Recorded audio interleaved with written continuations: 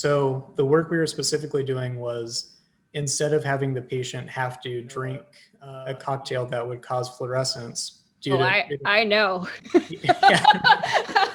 yeah, and instead of making the patient drink something that makes things glow, you could just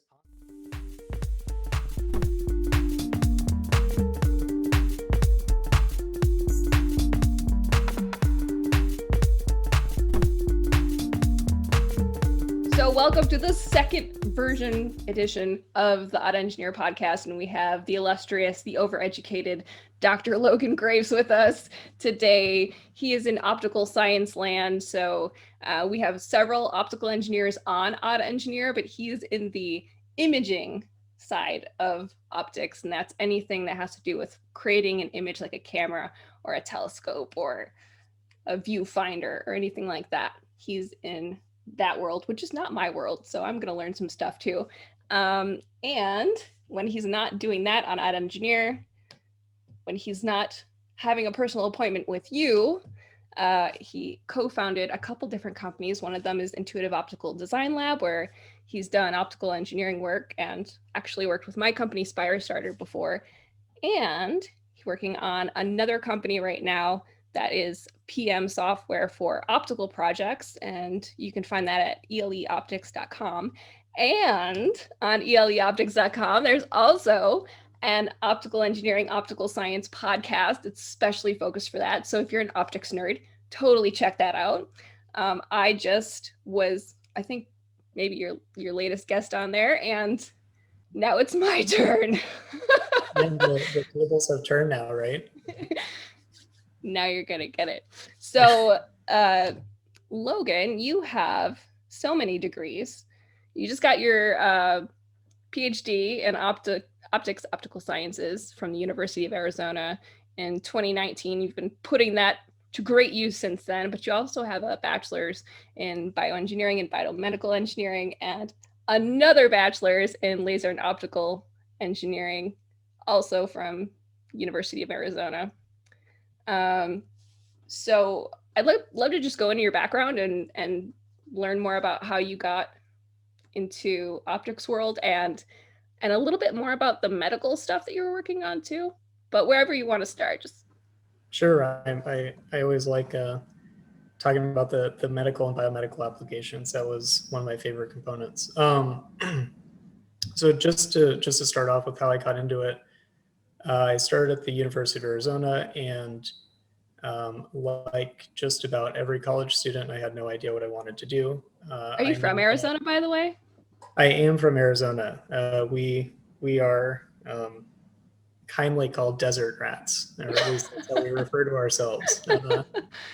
But yeah, born and raised in Tucson, Arizona, and this was like right down the street from you. Yeah, and interestingly, I had never really gone. I mean, I guess it's not too surprising, but I hadn't gone to the university much as a kid. Tucson, for people who have been there, is a very spread out town. And I had done one tour of what's known as the Mir Lab at Arizona, which is under our football stadium. It's probably the biggest claim to fame, I would say, of our optics department, and it's where we make the biggest mirrors in the world.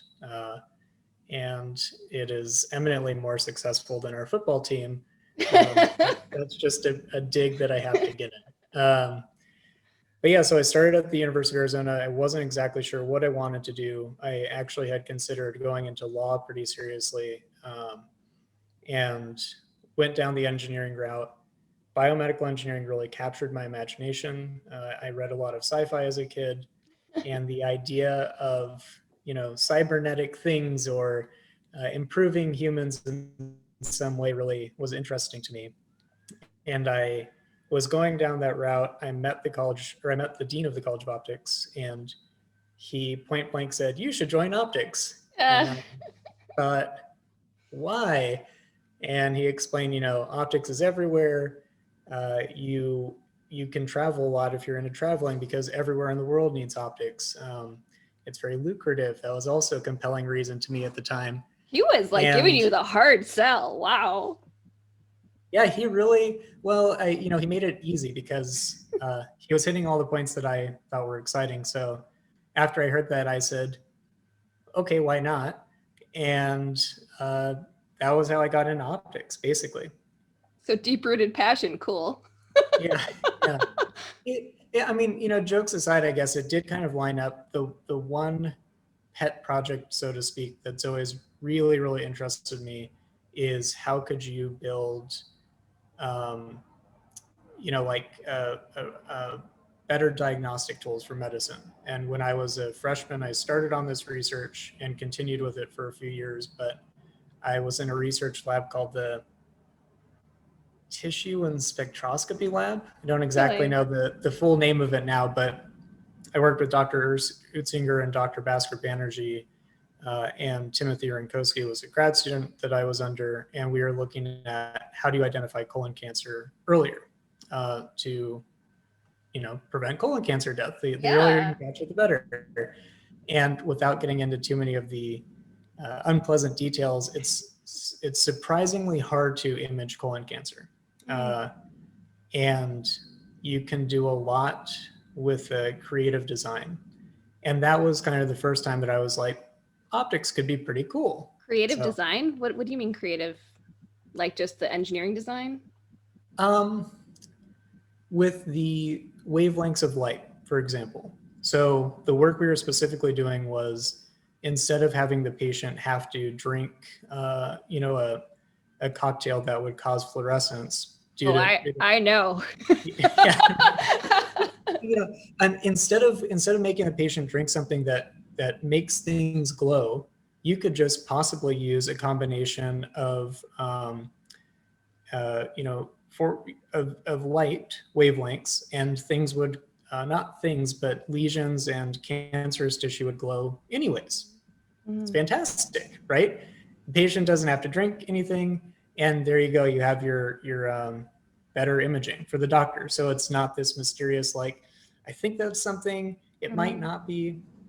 Uh, so that was really fascinating. Another thing that they've done in this area, just very briefly, sorry, is um, you can mechanically accomplish something by just using a balloon in the colon to expand the colon. So instead of having folds like this, right, where you might have Mm. cancerous tissue hidden behind a fold, Yeah. very simply, you put a balloon up. There's no folds; it can't hide anywhere. And to get very advanced, Dr. Bhaskar Banerjee has gone on to form a company called Omniscient Lab. I think it might just be Omniscient, but I have to give this plug because it's one of the coolest things. He worked as well with the professor at the university, Dr. Ron Liang. They made an endoscope that looks backwards. So you don't need a balloon. You just have a creative optical design, and it looks forwards and sideways and backwards, and nothing can hide from you, right? Ah, And all of this is great because at the end of the day, what it means is that you catch colon cancer earlier, and people have better outcomes. So very cool. yeah. Um, So was so that's that how I. like that was just like side how does that work out with your bachelor's degree? Was that just like an internship type thing or for funsies or Yeah, I don't know how I got into contact with that group, but it was like this is kind of interesting. I kind of want to dip my toes into research, and that's what came of it. So neat? yeah, Cool. And then somewhere you decided to go all the way in on optics? yeah. So humorously, uh, for full disclosure, I optics was not necessarily my strong suit. Biomedical was. It was easy to me, or at least easier than optics was, Really? and 100%, 100%. It was way easier. It made a lot more sense to my mind. And I had one professor in optics, Dr. Jim Burge, who taught optomechanics. And that was the first time in optics that I was like, oh, this really clicks and makes sense. Optics are real things. You have to be careful with how you place them, and it all has an impact. Mm. So, anyways, I graduated. I applied to grad school for biomedical and for optical sciences, and I got into a number of schools. But most importantly, I got into the University of Arizona. It's I can say as a graduate that it's the best graduate school in the world. Oh, that was going to be one of my questions. Yep. My self-assessment is that it's the best school. See, I come from Rochester, so we always heard, even growing up, like, oh, we have the best optics school. Right. I think everyone really probably has to say they're the best. It's like rooting for your home team sport, you know. Right. But Jim Burge said, hey, you know, if you come here, you can work in my lab and you can work on what I eventually worked on, optical metrology, systems engineering for optics, that type of thing. Man, these professors like really pursued you.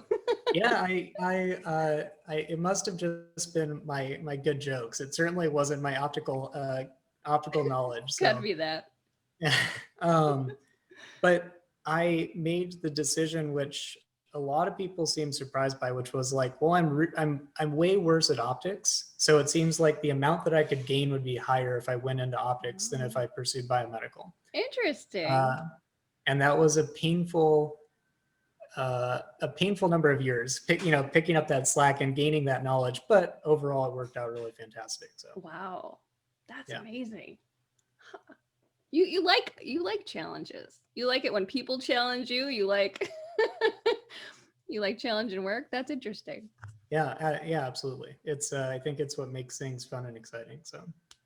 So yeah, tell us about the stuff you did then for getting that fancy PhD. What sure. Did you do? So I signed on.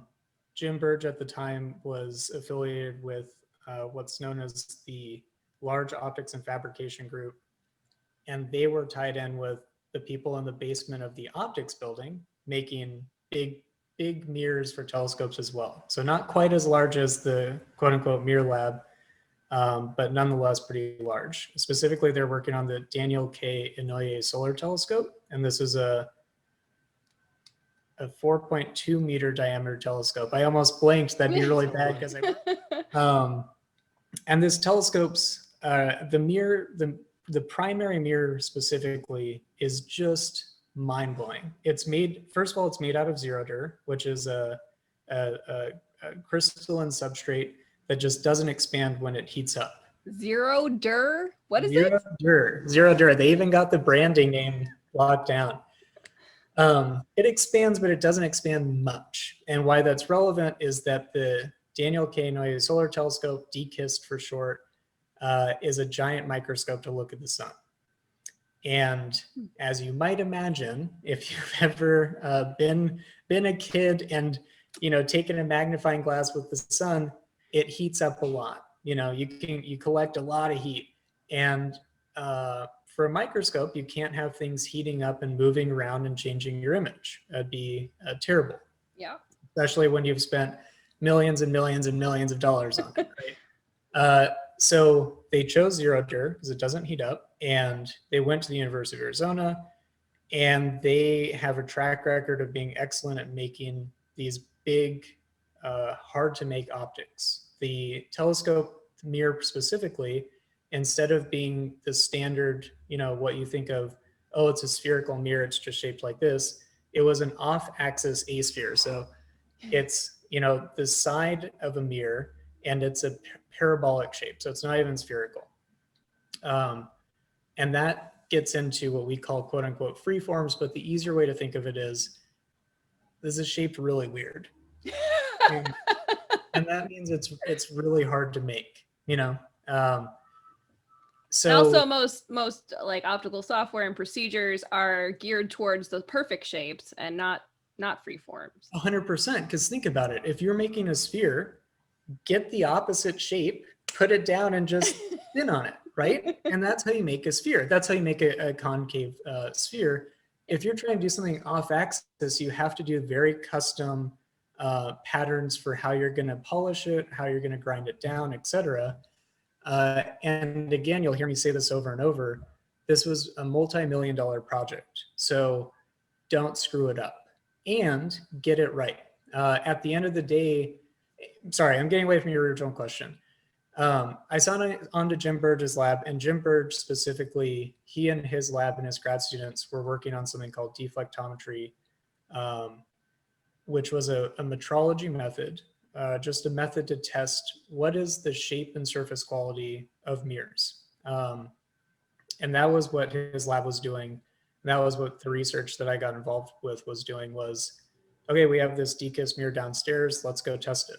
Let's come up with new research for how can we quickly test it and how can we test it accurately, repeatably, et cetera. So that you know. And is that the type of thing where you could measure the entire surface and come up with like a point cloud? Yeah, absolutely. You're yeah, there you go. You said that you didn't know this stuff. You're already an expert, Erin. That's 100% the idea. It's a 4.2 meter diameter mirror. It takes forever to test that if you're testing subsections. And anytime that I'm stitching a subsection, there's going to be errors. And this is something we can get into later. But when people use interferometry and try to do subaperture measurements, those little overlaps can cause weird errors. So we used an interferometer. We also used deflectometry. We also used infrared deflectometry, which was new at the time. So we could test it when it was rough and in the grinding state. We could test it. Yeah. Wow.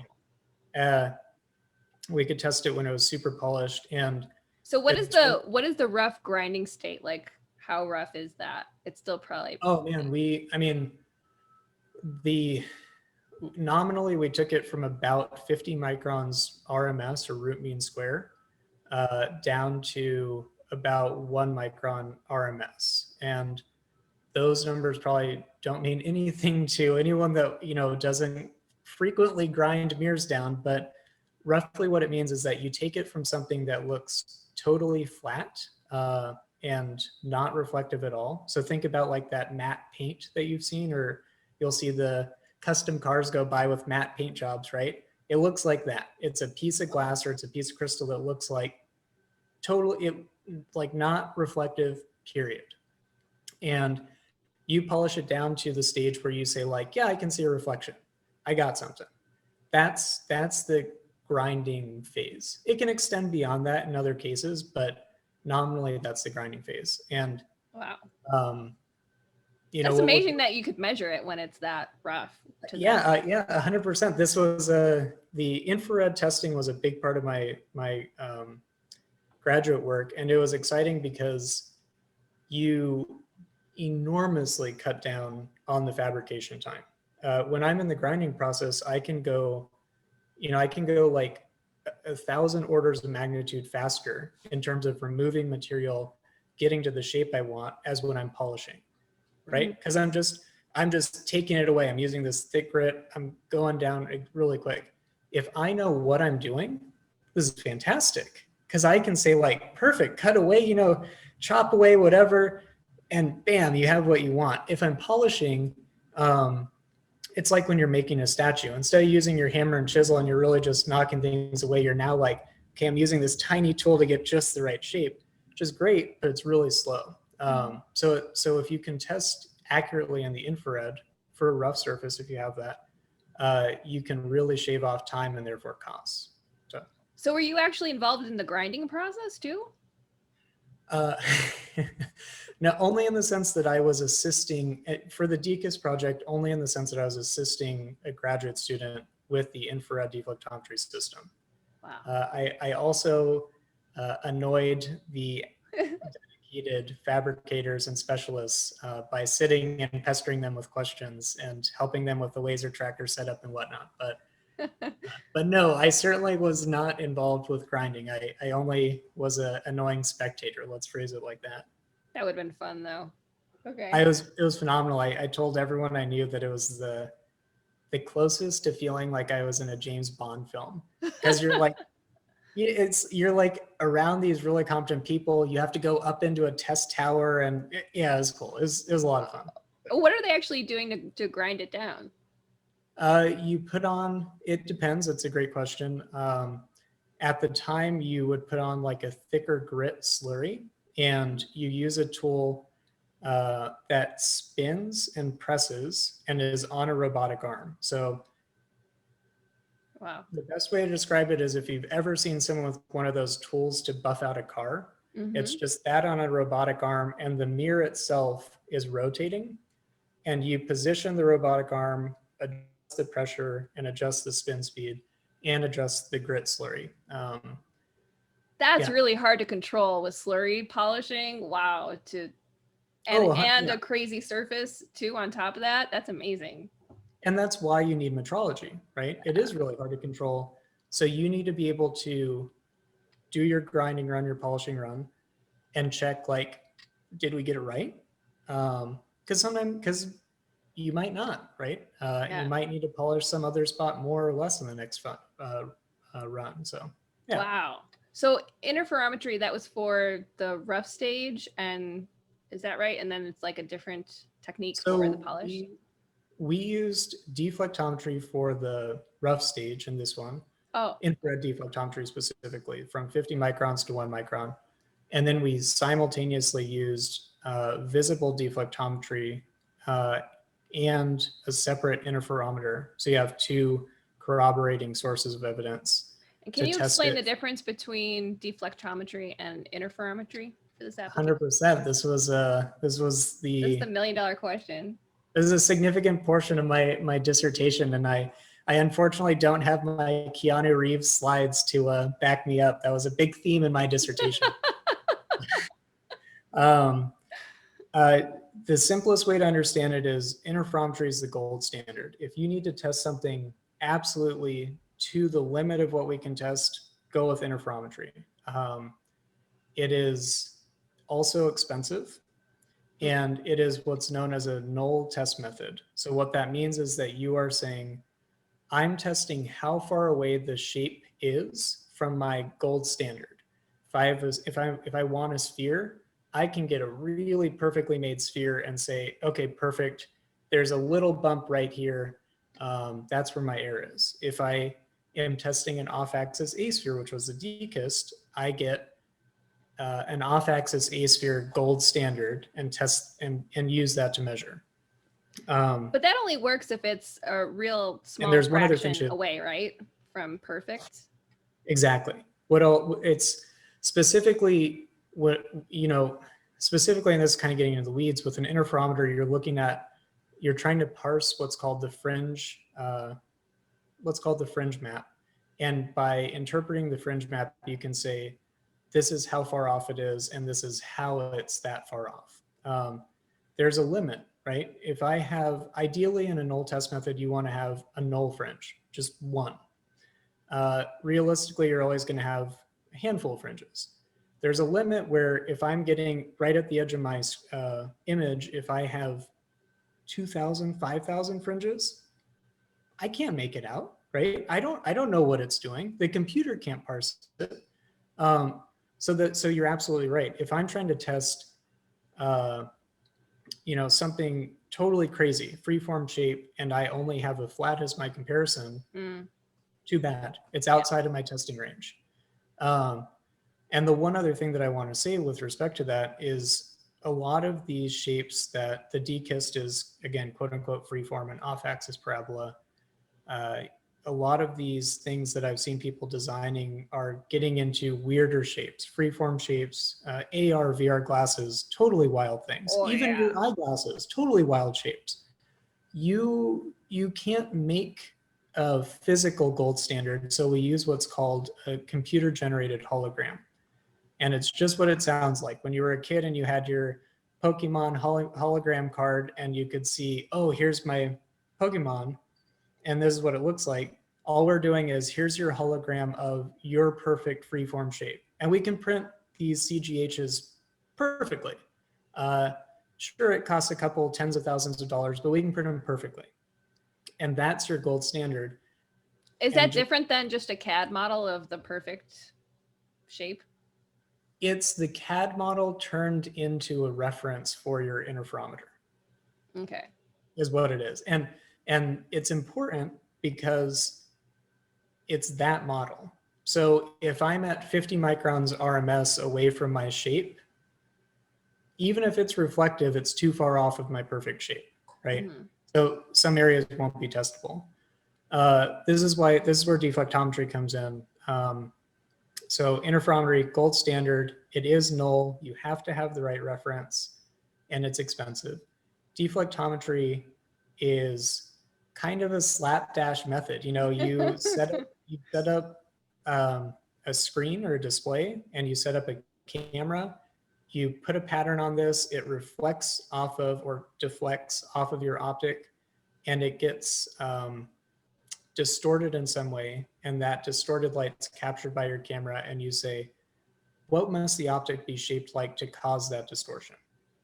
And that's it. It's fundamentally just measuring the slope of your optic. And it's good because you can test pretty large shapes and it's reconfigurable. I don't need a null, right? I just need my camera and computer screen. That's amazing. So do you need to move it to different positions to get the whole surface?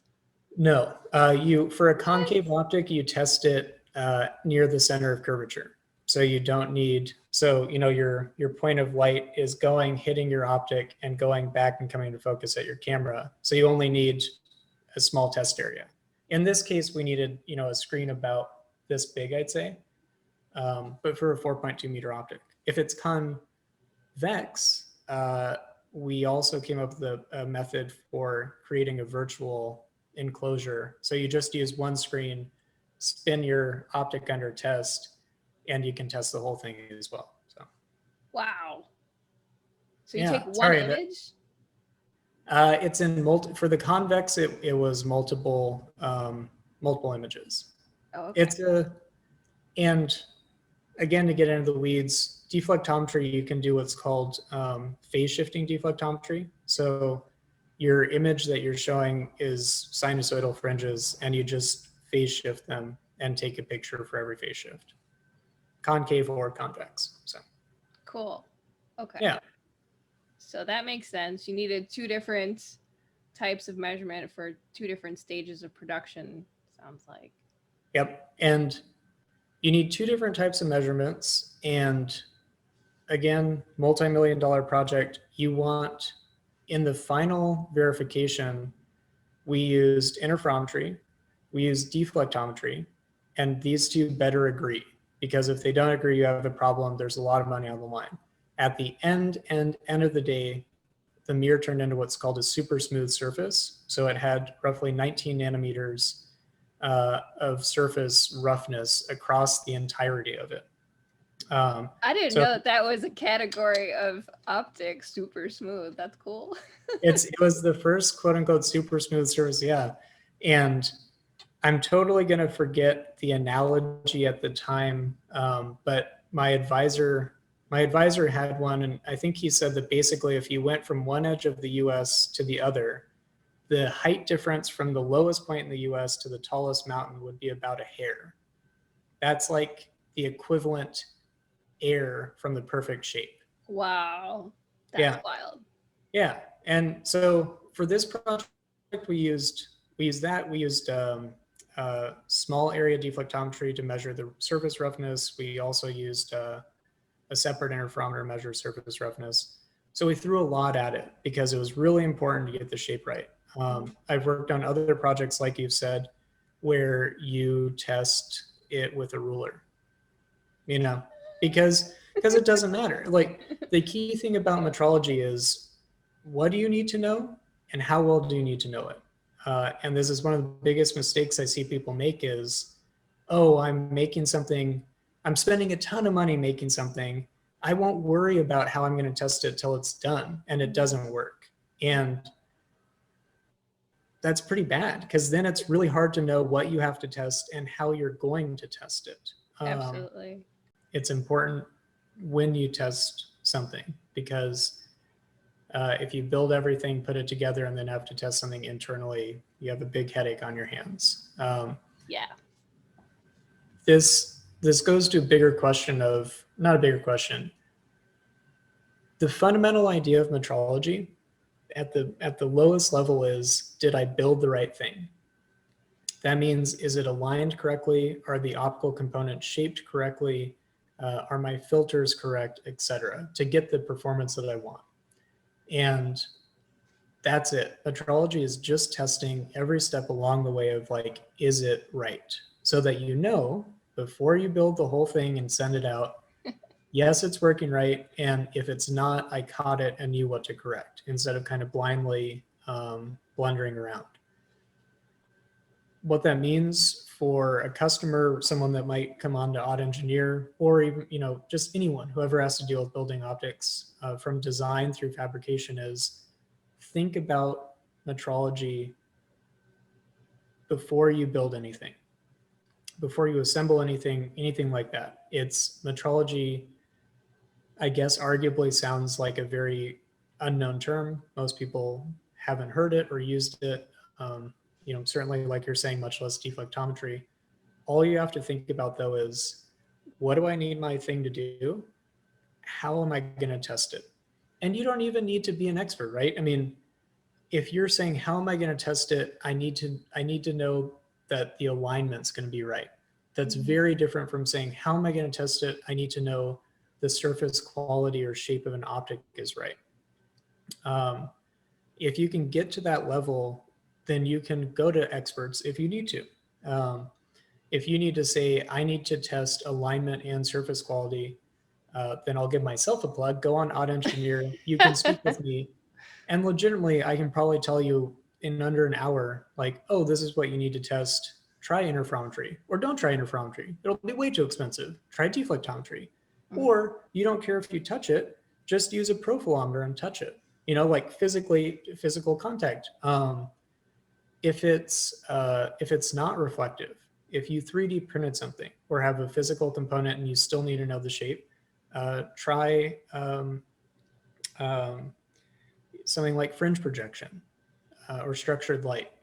So that last technical area, that's easy. You can find experts who can say very quickly, buy this equipment, send it to this group, they can test it.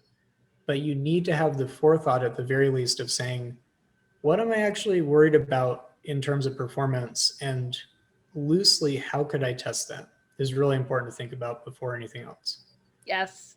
And from my end, what I see a lot, because I'm working in a totally different type of manufacturing, which is high volume.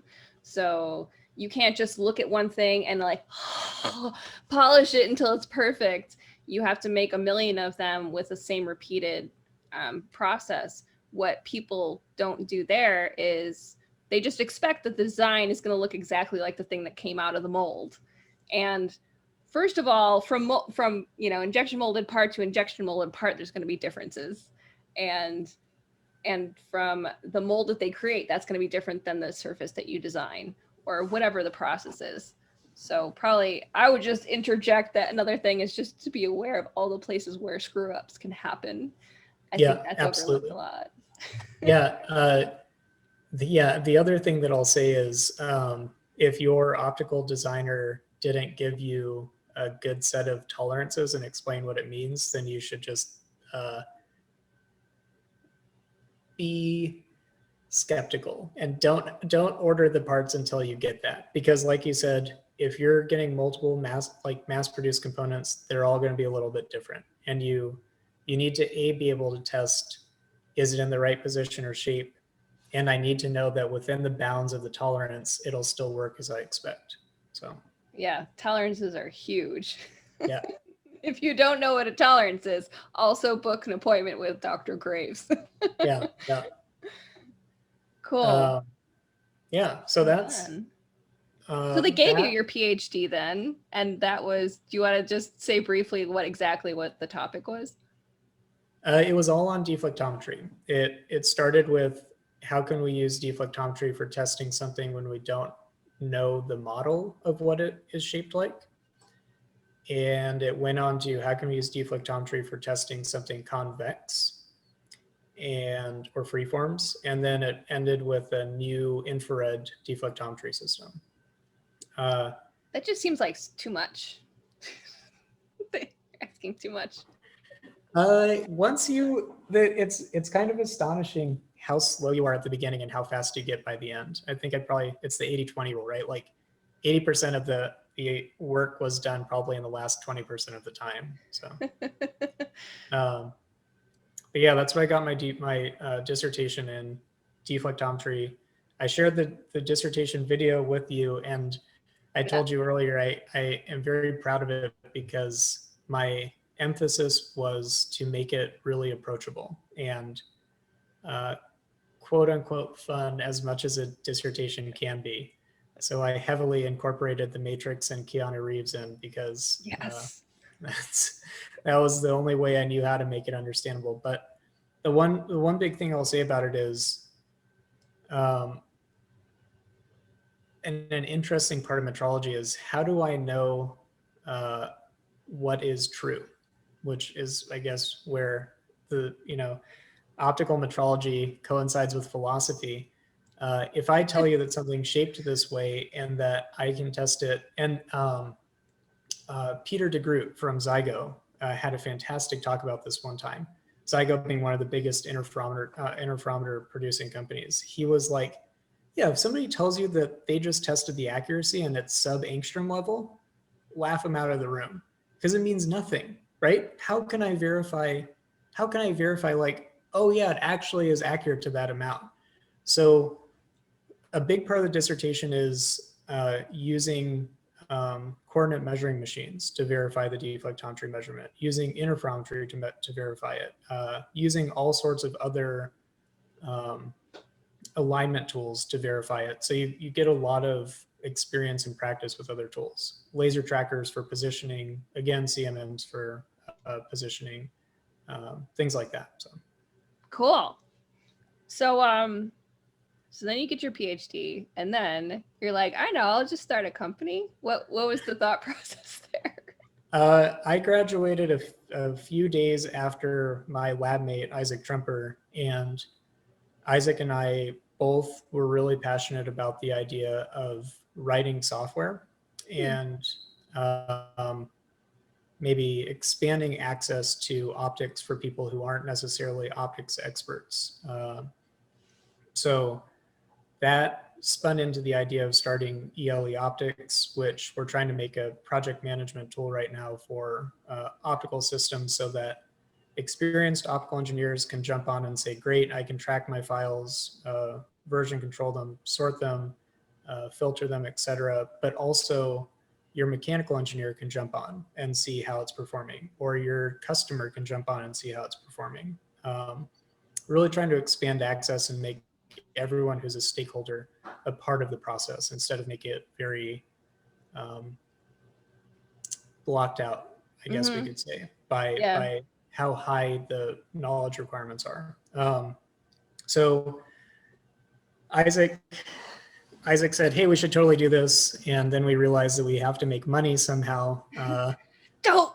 Yeah, right. And we decided to start consulting work. And that's how we very fortunately got introduced to you. And yeah, the rest is history. We've been doing consulting work and focusing now a lot more heavily on the software side of things. But yeah. So the software project, then, what you just told me about how you got into optics, and how you're framing what you're trying to accomplish with your software project, that just makes it so much cooler, because like you weren't like totally attracted to optics in general on its own because it was intuitive.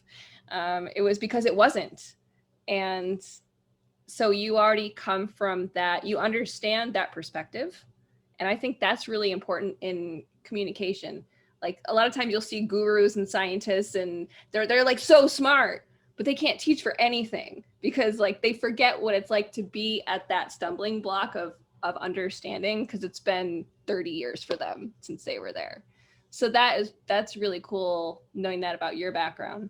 And I just wanted to, because you threw that Taylor Swift question at me, I'm gonna get back at you now. I'm gonna tell a story about you. And it has to do with the name of your company. The first one that you started with, Isaac, there, or maybe it's your second, Intuitive Optical Design Lab. So there was a project that we were working on, you and I together and Isaac, and there was some piece of information that we needed to agree on, or there was a call that we needed to have, and it was like a time crunch thing. And so normally my cognitive abilities are very variable, and I have to time my meetings really precisely so that people see the better version of me and not like the screwed up version of me. But you were available at this weird time and we were on a time crunch, and I'm like, it's fine, it'll be fine, it's Logan, like it'll be fine, we can talk about this. And I was having such a hard time communicating to you. I couldn't like put a thought together into a sentence. Just like simple things. It wasn't even like the complicated part of our like scientific engineering conversation. It was just like, and then the Thursday, is that a word? And you started doing it too. You were not just picking up on like the way that I was saying things, but like my mood. And then after that, I would see you in meetings with like prospective clients and stuff. And I'm like, oh, he's doing that with them too. And then I started to think like, is the term intuitive optical design lab actually, is there something more to the word intuitive there? Do you know how empathic you are? It's so weird to see that, first of all, in engineers and scientists, but I'm totally calling you out because it's the weirdest thing I've seen in years. No, this is great. I can finally tell my girlfriend I in fact am empathic. To a really like screwed up degree where I have to worry. No, it's funny too because we have this joke of anyways, I was gonna say the empath from Star Trek. What's the right way to phrase it? I mean, I never would have considered myself the person, elementary school, middle school, high school, college, graduate school. I was never the kid that was like, I'm super smart. It was always a lot of work. Well, no, I'm okay. I'm kidding. Right. But it was always, it was effort. And kind of like pulling teeth, which is great because it made me super sensitive to the fact that like, wow, this is really confusing stuff. You guys are throwing around Maxwell's equations like it's just casual conversation and deriving it, and I'm sitting here like, oh, Maxwell, another equation, and so that forced me to do two things. This is confusing stuff. I need to parse it in a way that's easier to understand, and B, I had to talk to everyone to understand these things. I have to talk to the professors. I have to talk to my peers. I have to talk to my peers who, shall we say, might not be the most fun to talk to, who are these brilliant geniuses, and who you go and you're like, oh my God, can you explain, Gauss's law to me in a way that makes sense? And they're like, yeah, why do you not understand it? Like, what, are you an idiot? And it's like, fine, no problem. I need to understand this. So sure, say whatever you're going to say. Let's get through it. And the other thing I'll say is, I had family members and I had friends, etc. I think that this is a really valuable thing who are not in optics. What a shocker, right? Because everybody's in optics. I had these people who are not in optics who didn't have the luxury of browbeating themselves for 5 to 10 years with hardcore physics. And in my mind, there's nothing more fun than getting to share something cool. So if I think my dissertation work's cool, how the hell do I explain it to someone and convince them that it's cool? That means anywhere from the utmost expert to people who haven't taken any physics. Like, you still have to convince them and explain it. So this is all about your desire to convince people that you're cool. Is that? Yes, we're finally getting there. My underlying motivation is I am cool, and I just need to convince you of that. It all makes sense now. You got it. That's, yeah. I should have named my company Cool Optical Design. That really would have convinced people. Logan and Isaac are the coolest.com. Yeah. No, I wish we could take credit for that much foresight, but Isaac and I, we thought the name was kind of nice, and it is kind of a motivation of ours to say, again, everybody is stakeholders in optics. As cliched as it is to say the future is light, it is realistically true. We're shifting very much towards everything incorporating light in some way. And it would be, in my opinion, a huge disservice to block people out from being, from participating or getting to be part of it. due to their mood, due to their education level, due to their experience, whatever. Everyone should be able to get it and participate. So I love that. Very cool. yeah. Do you think I'm cool though? Do you think I'm cool? That's again the key question. I mean, this is my podcast, so I ask the questions here. No, you're pretty cool. I just have to make sure. Honestly, I'm not even joking about this. I'm like, oh, I can't talk to him now because I'm in a state, and he'll. It's like if I were drunk and I called you, then you would be drunk, and I'm not gonna do that to anybody. But no, you're very cool, especially. You know what? Like people like to put engineers and scientists in a box, like, oh, they don't understand people, they're just robots and they don't know. And yes, we're kind of slower in sales and marketing and all that stuff that you need to like run a business, but it's just because like we don't have practice. I think with all things you need practice, and yeah, you've gotten a lot of practice in lots of things. So okay, so tell me if you can about maybe some of the projects you did once you were out on your own with your own company. Sure. Yeah, I mean, I can't share the names of the companies I worked with, but broadly I can say, we've been involved in a large number of spaces. We've worked on LiDAR type applications, building up LiDAR from scratch. That was really interesting. We've worked on things like endoscopes and how do you accomplish kind of the right design for some of these really funny, weird, ultra niche, ultra custom things that have to go in a body and have unique environmental requirements. So you got to go back to your biomedical background. Yeah, exactly. My favorite stuff. And we've, gotten to do optical design. So the, biomedical stuff is more optical design. Some of my favorite stuff that we've done recently is getting to do kind of literature searches and basically inform people, oh, you're building this type of thing. Here's all the ways you could possibly test it and assemble it and verify that it is built correctly. And here's all the upsides and downsides, because there's a cost and a benefit to each. And I guess the final thing is I've had, before you had Odd Engineer up, we have had customers, I think you've even been part of this, where all it takes is maybe an hour-long conversation. And at the end of it, it's just talking through it with them. And at the end, they say like, oh yeah, this method should work. And that's cool. So that's neat. Hopefully that answers your question. And so I guess with an endoscope, that might be a mid-volume project. I don't know. I'm just trying to understand what your kind of industry spread would be. Are these mostly low volume, high precision type stuff, or? Yeah, most of them are going to be ultra low volume, high precision. You do bridge into mid volume type stuff.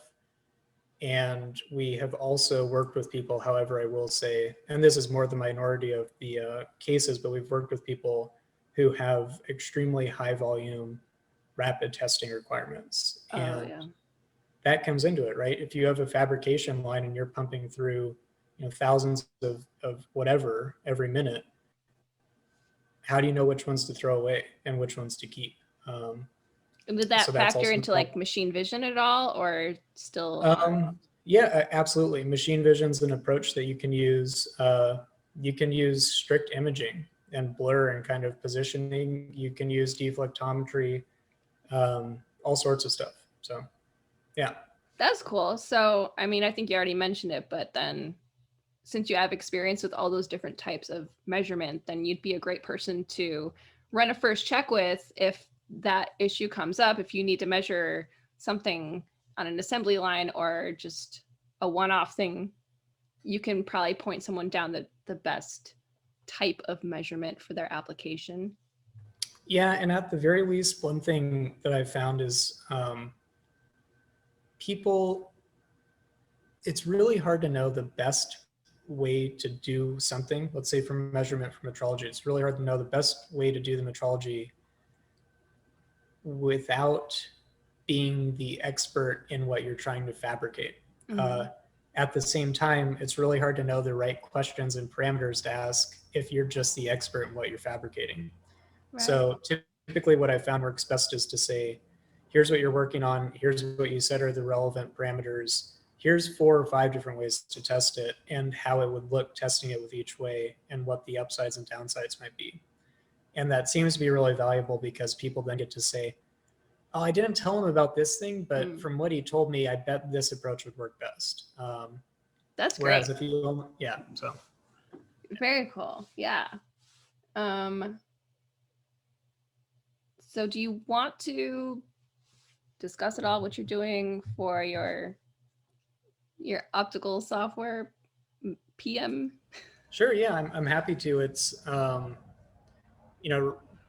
we've been hard at work at this software, and currently it's in closed beta because we're early on just trying to get the idea out there and refine it. But largely the idea is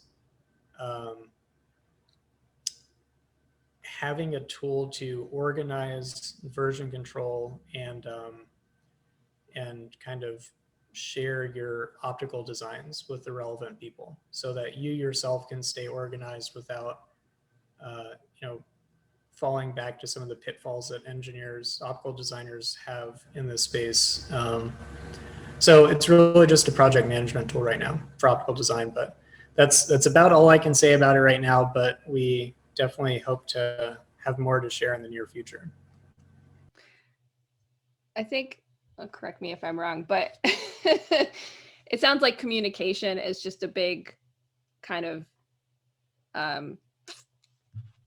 focal point to what you're doing there. And that's pretty much one of the main cruxes of all types of development anywhere. There's so much that can get lost when you're translating to different departments or different vendors or subcontractors or even your boss who doesn't know what you do. And effectively communicating that is so important, and it's hard to do. It's really hard to do. Yeah. We've really benefited from having a key founding member be outside of the optics realm and who has a huge experience with software and with IT type support. And that's been immensely valuable because Isaac and I might say, oh yeah, we should build the project management tool and it all makes sense. And you have someone who isn't an optics expert and they're like, what is this? What does it mean? It means nothing to me. And that is essential. That is exactly what, this. That is exactly what happens when you do an actual design. You have a customer who came to you because they're not an optics expert. And you have to interface with your customer. You have to interface with your mechanical engineers, possibly your electrical engineers, possibly your illumination engineers. And I can't speak for you, but I myself know that historically what I would do with optical designs is for a project, I have a folder with 100 to 200 files, with weird namings I'm trying to encode info in. And if I'm asked later on, like, oh, you need this file. Oh, bummer. Which one is it? Like, which version? Which approach was I doing? And all of that is so that I can get a little bit of information to a key stakeholder. God forbid that the mechanical engineer needs to know the overall size of my design at this stage, because I have to go find the right file, open it up, find the information, get it over to them. What we're trying to get around with that is to say, look, there's a single source of truth. It's online, it's cloud-based. Mechanical engineer, go check it out.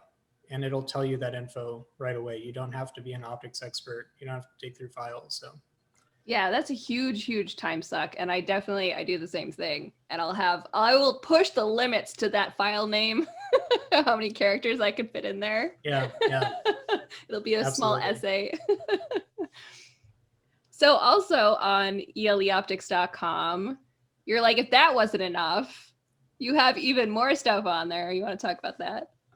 Yeah, are you referring to the forum? Both that and your podcast, yeah. Right. The forum, yeah. So we have a open forum, and this is just a place to discuss optics, software, ask questions, etc. It's totally free. It's open to anyone. Please join.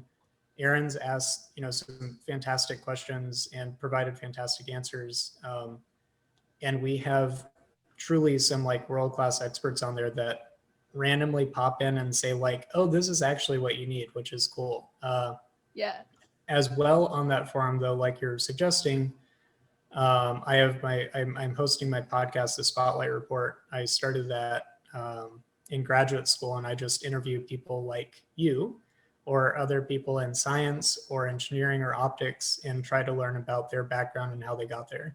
Try to bring that human aspect to the sciences and engineering and also make it understandable for a broader range of people.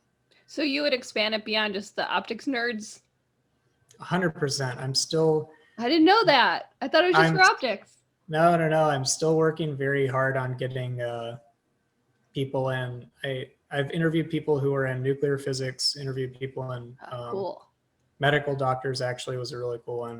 I'm still trying to get my friend who got her doctorate in philosophy to be on there, but she's not amenable to it as of yet. So. So something that I'm trying to do with this podcast is go beyond just like the specific engineering and manufacturing topics, but also like, how do you freelance? How do you, do you have any advice for fledgling scientists and engineers who might want to go out on their own? What might they think about it that you found out was not true or something? Man, I guess the first thing I'd say is do not underestimate the value you can provide. That was a big wake up call for myself and Isaac. You get out of school and you're like, oh man, am I really prepared to do this? And you start to talk to people, and you do have really weird niche knowledge that is enormously valuable for people. They would never be able to tap that otherwise. So don't underestimate your value, and then network, as much as you can. That's the other biggest thing is you probably have to talk to, doing freelance work, you have to talk to a ton of people before someone will hire you, because it's a niche. Again, it's a niche thing. You have to find that right person that needs whatever skill set you have. And then if you get invited to be on Logan's podcast, then you should definitely accept, because that's a part of networking. Yes, exactly. Yeah, if anybody listening to this wants to be on the podcast and wants some free publicity, advertisement or publicity, yeah, I'm always happy to talk to more people. So very cool. Yeah. So then on Odd Engineer, if someone wanted to book an appointment with you, you already talked about specific things regarding metrology, but are there other things that you would feel comfortable giving your advice on? And it could be for engineering teams who don't have an optical engineer on staff, or other optical scientists who need to and I do this with you too. It's something outside my specialty or something that even is in my specialty, and I need to talk to another optical engineer to bounce ideas off of. And in a big company, I would have that. And when you're on your own, I don't have that.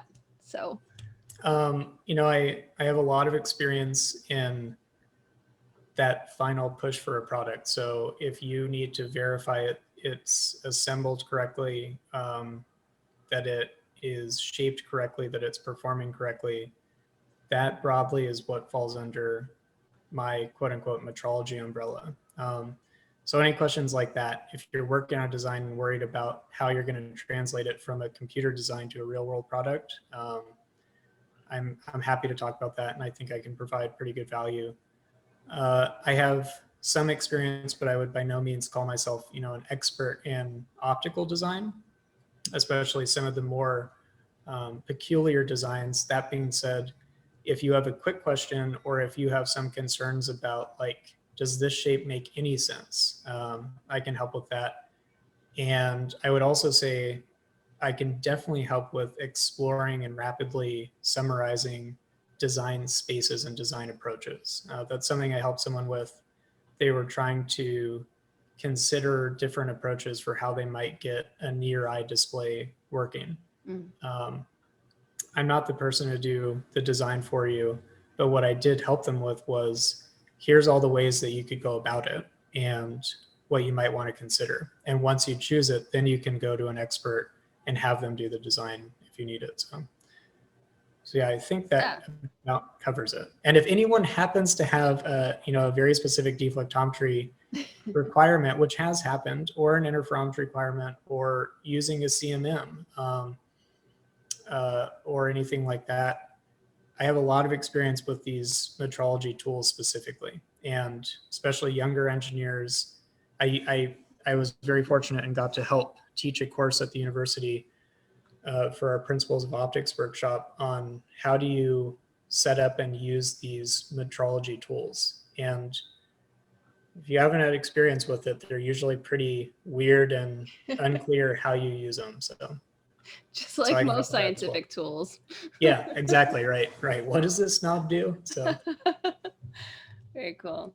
And are you able to plug the thing that's about to be published this year, or not yet?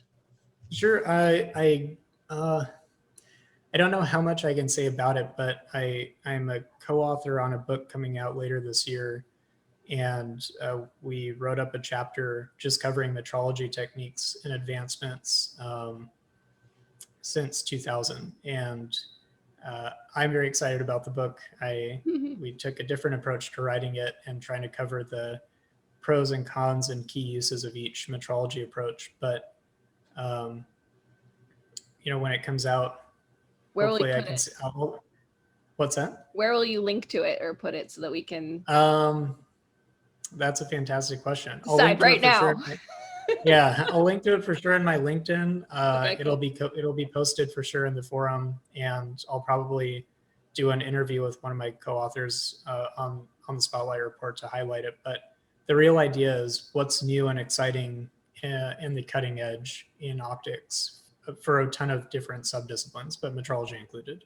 In the past 2 decades, which is so much stuff. Yeah, there's a lot. Just in 2000, if you look back at the stuff you could ray trace then versus what you can ray trace now, like if you wanted to trace 1 billion rays, there would be a next version of the software out by the time you trace those rays that could have done it in half the speed. Yeah. Just processing power has changed our industry immensely. It's crazy. Yeah. No, I mean, the optical design tools are just incredible how powerful they've gotten. And then what you can make from that then. Right. Fabrication techniques are pretty wild.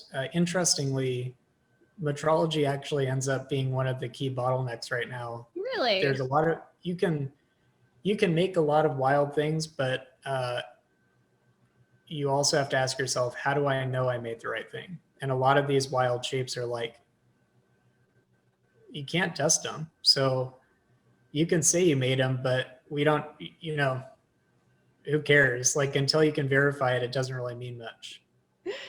Absolutely. Anything else you want to tell people, shout out to people? I don't know. You do so much stuff. I'm trying to think, did we cover it all? No, I think we covered it.